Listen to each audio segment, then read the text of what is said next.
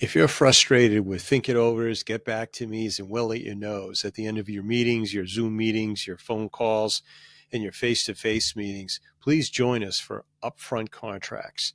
An acceptable outcome to a sales call would be a yes, I'll take it, a no, a scheduled next step, or a referral or introduction.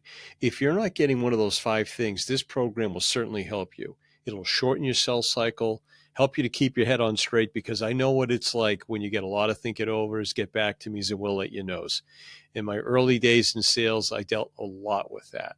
So upfront contracts will establish a verbal agreement between you and the prospect as to exactly what's supposed to happen during the sales call, and very importantly, what the potential outcomes are.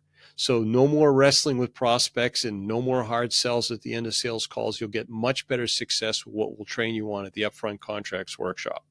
Join us. It'll be highly interactive.